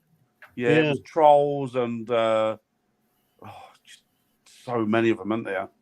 There is, yeah. Stone spirits. I think that's how they. Rocks and stuff. Yeah. But yeah, I remember watching a film called Troll, and they based it on that folklore. I just mentioned it. Look. But they were meat eaters, weren't they? And so's Nettie. It is a good film. And it's funny how trolls become a nickname for somebody. I've seen. You know, what's the word? Trolling somebody. Well, charming Rita, but I can't argue with that. You are right. But that didn't the trolls then becoming more introduced into fairy tales? And there was the three billy goats gruff and the troll that lived underneath the bridge. Yeah. I think what they did, they utilised them, didn't they? They utilised those myths and, well, not myths and legends, I believe that they're reality, but they turned them into myth and legend and fairy tales. So they were using them as a way of conditioning children and people. So, like, well, if you do this, that's going to happen, and they'll get you, and they'll get you, and they'll get you. Actually, originally, trolls were the good ones. Trolls were the ones that protected you from the goblins and the imps and the elves. And even in films today, if you notice, trolls may look gruesome, but they always turn out to be the ones that step in and help. So, in America, there is a famous bridge that is supposed to be haunted by Goatman, or he's been seen there, and the spirit of Goatman. I think it relates to this troll phenomena that there might be a Goatman there. I don't know. Is that a covered bridge, Viv? I believe it is. It has a roof. Yeah. I didn't think it had, but I think there's a walkway underneath it. Is there? There's structure. Yeah, there's a structure there, but yeah. But yeah. Well, you got to remember, I mean, a lot of the Europeans that went over there took all that myth and legend with them, didn't they? Yeah. A lot of these covered bridges have something attached to them, though, as well. Like you said, one of them's Goatman, the other one is Owlman, Dogman, Dan. Dogman Dan, yeah. Dogman Dan. There seems to be some sort of phenomena attached to them. When I go to I am going to a place where there has been sightings of a dogman that's supposed to be aggressive here in the UK. Yes. I am taking a cucumber with me, because if we see it and it gets aggressive, I'm chucking that cucumber at it. It's got to be part of our kit, Dan.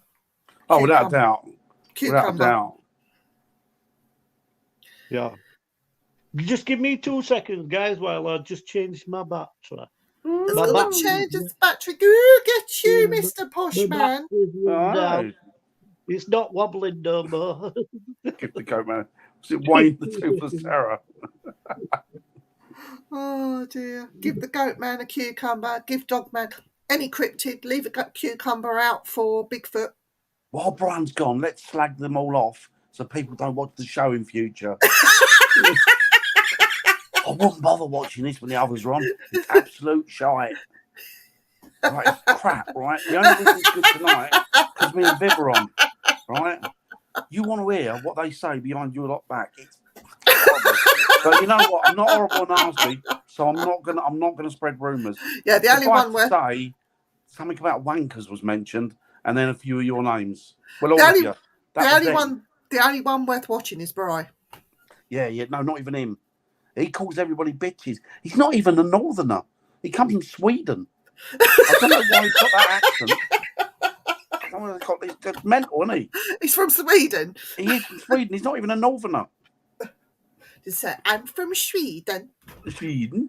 I'm from Sweden. When you catch him out, go, and he'll be like, hello, Bry. Yeah, no. Tell you what, this team are superb. Bry the ginger bird, ginger geezer bird, she's all right. English Bry. is brilliant. Bryce, just been saying how wonderful you are. Bry, can you do a Swedish accent? I am indeed, Ned. I am indeed. Can you say, I'm from Sweden? I'm from Sweden. See? We knew it. See? We knew it. Told you. So early. See, to him, that's a love song. Yeah, Bry is not from the basement. He's from Sweden. I'm from anywhere you want me to be. Yeah, there you go. For one night And only. that is just for unity. He can be anything you want him to be, and he'll be from wherever you want him to be. He'll be from Sweden. If the price is right there, he'll even turn up wearing those German, the bib and braces things they wear. And the leather things. Lederhosen. Lederhosen. He'll turn up wearing them if the price is right.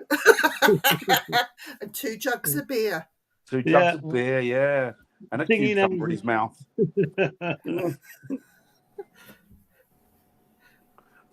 Thanks, Ned. Exactly. Looks like you might have won yourself a t-shirt, Ned. You terrible, you lot are. Do you know Lois is going to kill us? Lois can take a flying toss.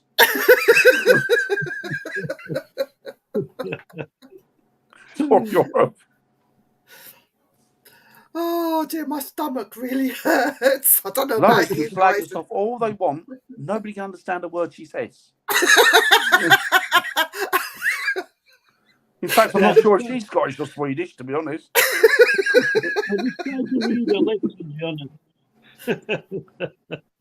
You don't want to know what it is, Von.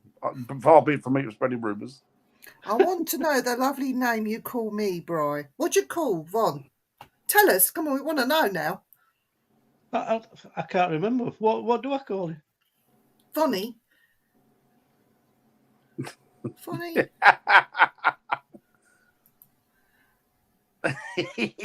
We'll sort it, Ned. I've got a nickname for you, Von. Well, not that you can mention on here. We'll make one up for her. Von the Beautiful. I can't think of one offhand. I'm just away with cucumbers at the minute. What, when you think of Von or when you think of Nettie? Come on, we want to. Are you 2 timing here? Come on, because juggling birds all over the gap. What about what you're talking about, then? That's exactly, Polly. Exactly. Well, that's his nickname, Stumpy. You'll find out why. That's why he needs a cucumber. Do. No, I'm posh now. It's not a cucumber. It's Posh. a zucchini. It's a what? Zucchini. Zucchini.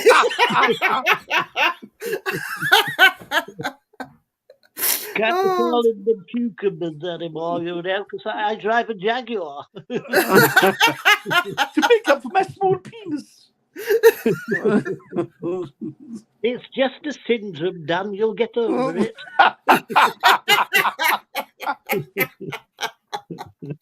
Oh God. Oh God, I'd start him off again about his cucumbers and his camel toe. Oh, brilliant, brilliant. That's just my leather trousers.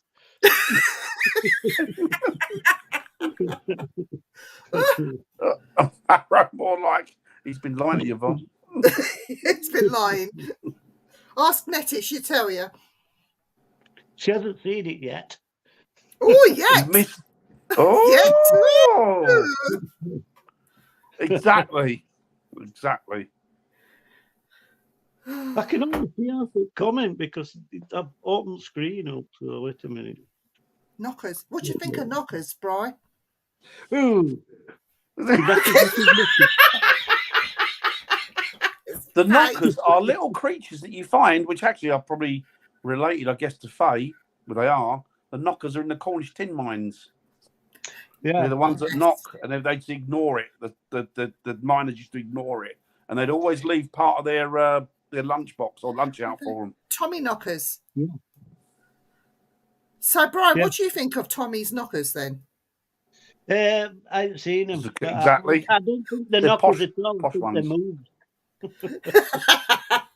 Tommy knockers. Yeah. Tommy knockers. Yeah. Come in.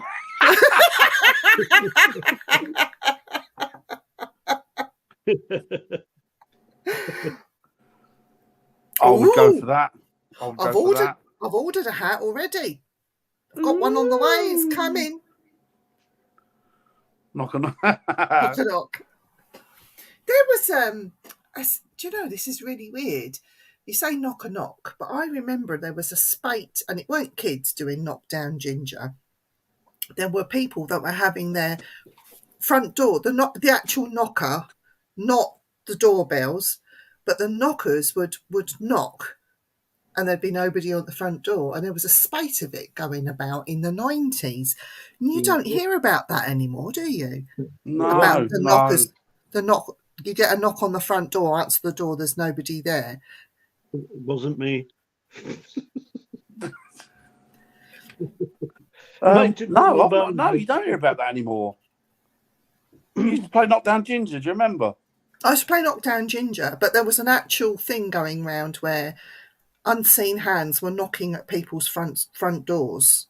And there's no way somebody could be there, knock the door's open, and they get away in time. And there's nowhere for them to hide. But there was a spate of what I call I call it the knocker syndrome. Knocker syndrome. Floppy stopper or what? Floppy stopper. Do you like a floppy stopper knocker? Yeah. Yeah. Push alarm clocks. Tommy knockers. Tommy knockers, push alarm clocks, yeah. That was Lynn. They would run cotton from the door handles and knock. Yeah, that's it. Yeah, maybe it was, yeah. Yeah, you spent your youth. We know what you did, Lynn. Well, there was some things like that on Mischievous. We once tied a rope across from one side of the street on handle to an house across and knocked, and they were playing tug of war until this car come down, pulled its bumper off and pulled both the doors up. Oh!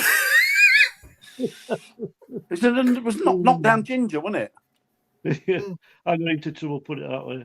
I wonder why it was called Knockdown Ginger. Why is it called Knockdown Ginger? Was it because it was something that ginger people did? Well, ask Lois. Unless they started to do it to ginger people originally, because they didn't like them.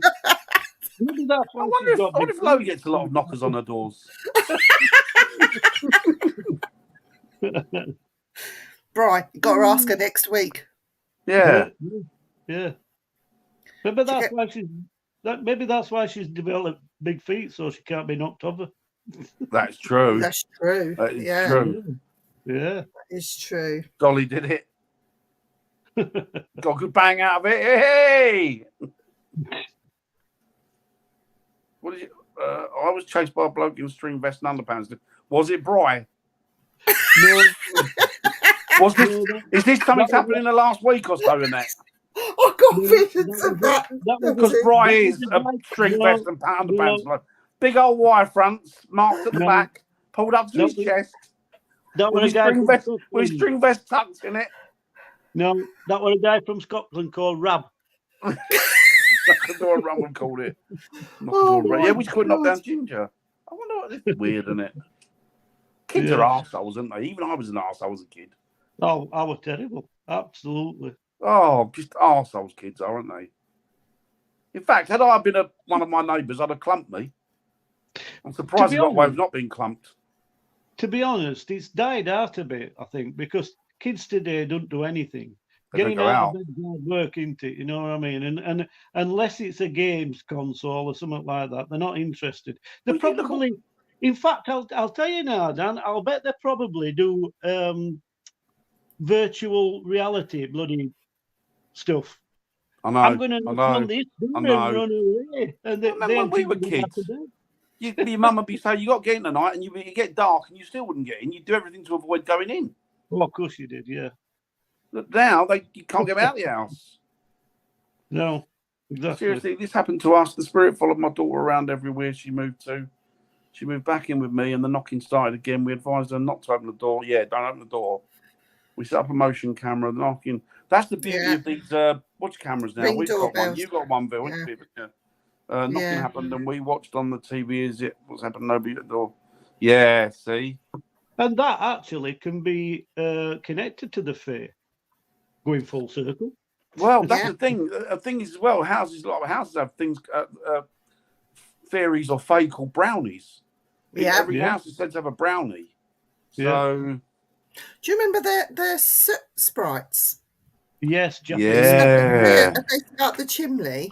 That's right. And the soot sprites. Nobody talks about them anymore. Studio Ghibli, fantastic animation studio, and they do a lot of that Japanese fable woven into a story. I think they're brilliant films. Them, and I thought there's one of them that's based on soot sprites. Well, I thought we were supposed to be talking about Fables, and I thought we're talking about Fables tonight. It weren't. It was the Fae. It was the Fae, wasn't it? Yeah. Bloody Ginger again, and who's done it? Ginger broke a window, hit the window crack. The baker came out to give him a clout and landed on his back. It's a poem from 1967 where the original Knockdown Ginger name comes from. Thanks for looking that up, mate. That's brilliant. It's great. It's always handy having people that check these stuff out for us. Fishing wire. Oh, that was particularly sneaky, Ned. Know what kind of child you were? I bet it was a right old bastard. Brownies and cucumbers. Oh, and don't forget the eggs. Did you do that? Well, eggs.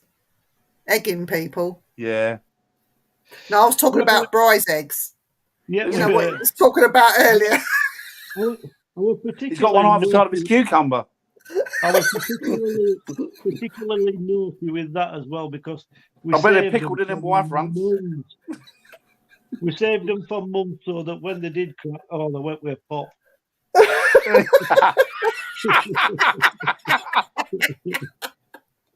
Oh my God.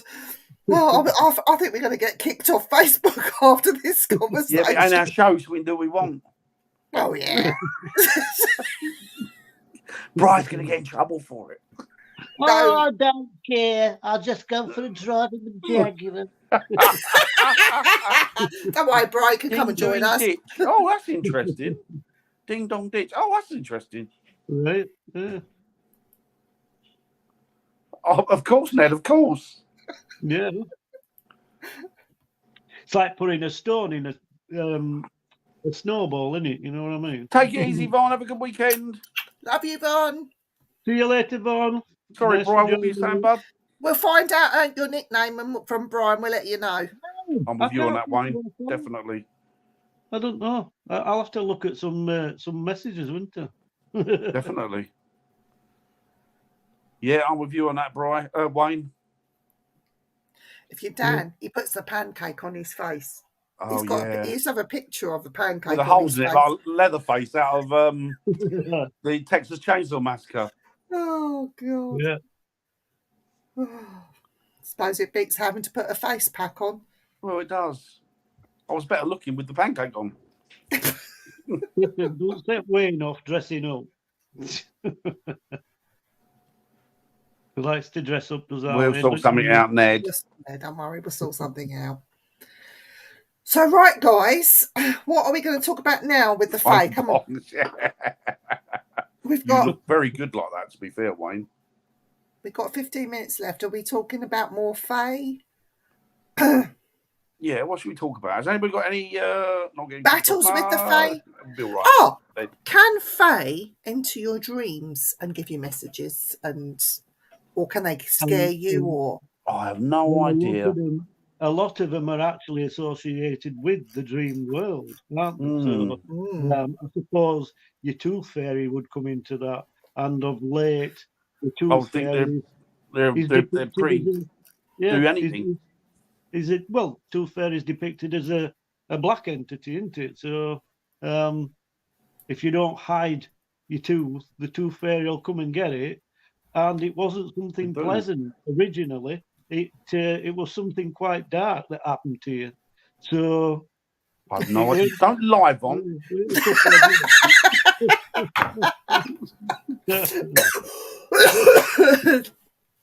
Yeah, Brian, you want to see what Dan said? Not only joking.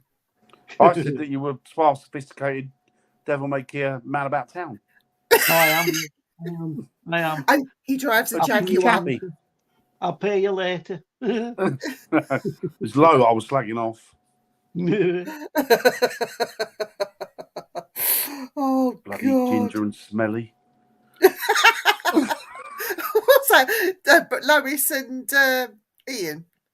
Ginger and Ian's smelly. fine. No, there's nothing wrong with Ian. Ian's fine. Low on the other end. Called Ian smelly. No, she's Ginger and smelly, isn't she? Low. Oh, right. Okay. What would you class as army grub, Ned? Army grub? Yeah. He's asked us, what do we get army grub over here?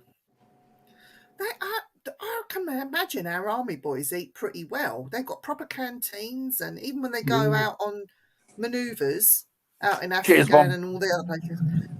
I take it back. Yeah, they get MRE. Is it MRE packs and stuff? I don't know. I can't remember what they're called. They're all processed stuff. I've had rations. They're nice though. Ration packs. They're nice. Yeah. So especially that powdered ice cream. Just add water. Yeah. Yeah, it's lovely. Oh, it's lovely. It's like chalk, and then you rehydrate it, and it's got something in it that makes it taste cold as well. So I like the way he says water. You just add water. Yeah, water. Just add water. Water. Yeah, I remember the old nappy stuff used to be crap as well. I wonder if that's any better. Yeah. We'll have to get Daz on and ask him. Yeah, he's not been out that long, has he? Well, he did some stuff that the army don't recognise, but it was for the government in Syria. So he'll still know what they taste like, won't he? Yeah, he'd still know. I have in my youth. Great for camping. Yeah, I've done survival courses and some of the stuff that I've eaten because I knew it were edible. A lot of guys, they wouldn't touch it, but yeah, I've probably get away with eating it. It's fine, isn't it? In Africa, I know the Samburu. I'm going to talk about a golf piece here. I'm going to talk about the Samburu tribe. When they go out in the wilds because they're nomads, they look under these rocks for these little ants and they eat them. And apparently they're supposed to taste like honey once you pop their... Yeah, it's sucrose. It's sucrose, and their abdomens swell. And That's actually, it. yeah, it's a cast of the hive or whatever you want to call it, and they literally swell up. They don't actually leave the nest, and that's why you've got to lift rocks to find them. Because the other cast, the foragers, are just like any other ant. Yeah. But this, these sucrose Quite ants, we big, call them. big bulbous Yeah, body. Yeah. They feed the rest of the colony. That's the word, the colony, in hard times. Yeah. So, and that's their purpose in life. They swell up, and they're full of sucrose. So, Clever, isn't it? Nature again. Yeah. Their only purpose is to feed the rest of the colony on hard times. Ants are actually really interesting animals. They are. Really, really interesting animals. All the hive species are really. They are. Hazel used to have an ant farm. Bloody, but a big one. Amazing. Not an alien ant farm. Yes, fairies do contact with yeah. Oh, hang on. My Facebook's throwing a wobbler. Not my Facebook. This reaction. I'll be go. That sounds good. Thanks, mate. Thanks, Wayne. Yeah, that's an interesting one. That is interesting. That butterfly. Because it does transform from a caterpillar to a metamorphosis, isn't it? So it goes from one to the next. Which is what I mentioned. There's an ant. I can't think where it is. Is it South America or Africa? But one of the native tribes out there, they use them. What they do is if they cut and the wound doesn't seal, they get the ant. It's not a bullet ant. It's something else. They get the ant and they put it. They pull the wound together and they get the ant to bite either side of the wound, and then they twist the body, and of course the mandibles they hold it together, so they stitch themselves. With an ant. It's clever though, isn't it? Yeah, it's a type of soldier ant. Yeah. But they use mud as well, because a lot of the mud out there is so pure. It's got like antibacterial stuff in it. It's like naturally occurring. Again, we've gone full circle. Yeah, it's got kaolin in it, which is an antiseptic. So, Dan, how do you get rid of ants without hurting them? I would have no clue, to be honest. I've never. Even as a kid, I guess we all did as kids. I bet everybody as a kid would find an ant nest, boys and girls, whoever, and I bet you'd sit there with a stick just watching it for hours. Well, or was that just me? In India, my nan over in India, we used to get like ants in the cracks by the house, and she would pour curry powder down there and chili powder, and they'd be all right. They'd be gone for a couple of days, and then they'd come straight back again. Yeah, but they're Indian ants. They'd make curry with it, wouldn't they? I was eating ants as a child.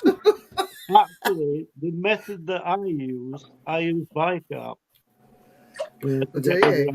Yeah, because they associate it. They've no taste buds like us, and they think it's sugar. They ingest it, and it pops them from inside. They explode from inside out.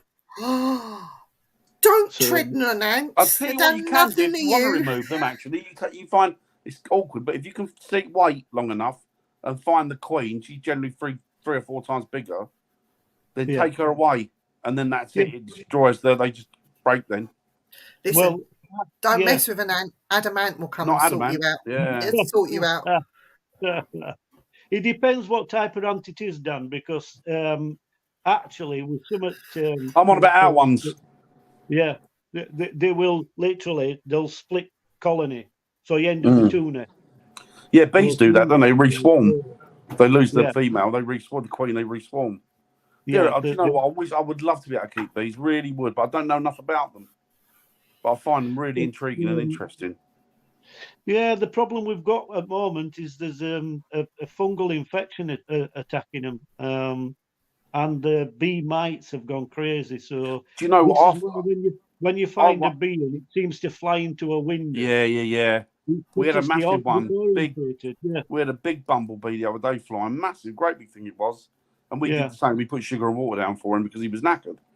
And but you'll find that sometimes it's because of these little mites. I'll tell and they you get what. into the ear cavity. I'll tell you what these diseases are, shall I? They're fucking made in laboratories.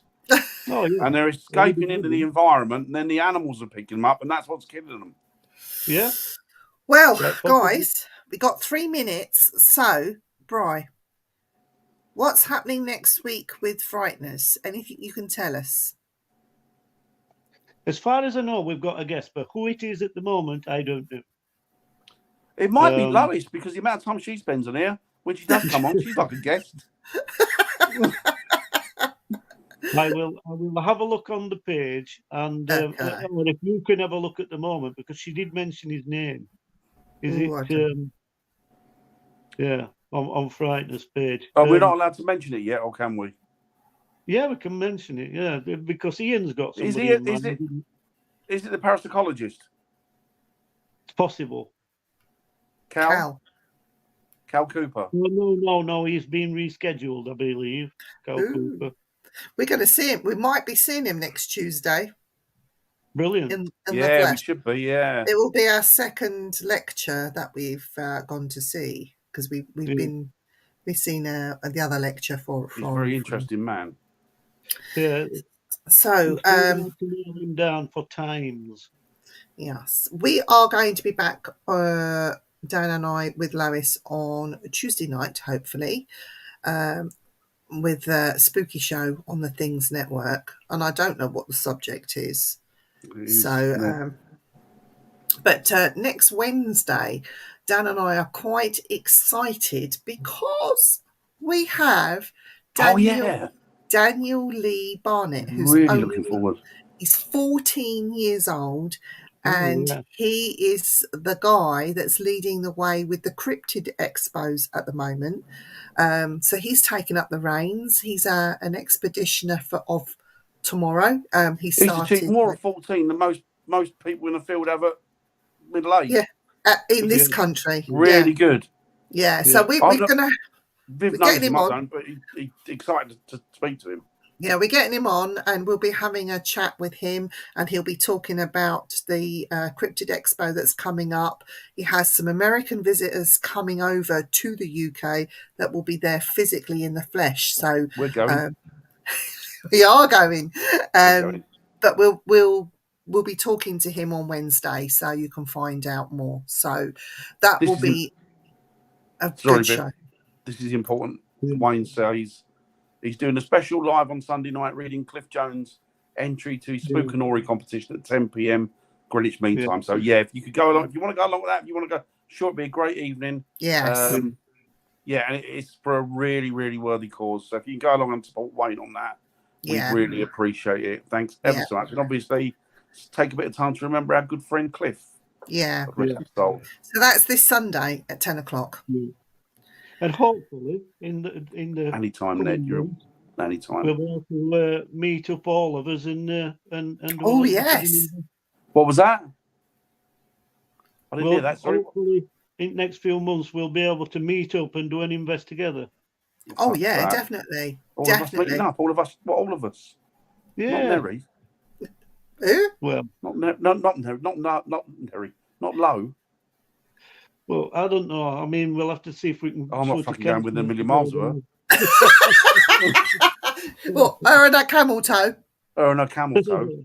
In fact, when I go to Scotland, I'm not going to be going on the radar. I'm going to false glasses, a nose, a moustache, a cigar, and a big hat over me. Actually, what I was thinking is maybe East Yorkshire, maybe Flamborough Head or something like that, and see if we can get some cryptids. Yeah, we'll be up for that. Good. Yeah. Right, we're going to end the live here. Thank you very much, everybody in the chat, everyone that's tuned in, everybody that's watching on Catch Up, Lo and Ian Wayne's and link. Thanks, mate. We'll be back to normal next week. But in the meantime, I want to thank everybody. Thank Bri for having us on and looking after us, Bri. We've had a fantastic time with you tonight. Night, Nettie. Night, Lynn. And remember, guys, when you come on here and you watch her in future, just remember the nasty things she says about you all. Yeah.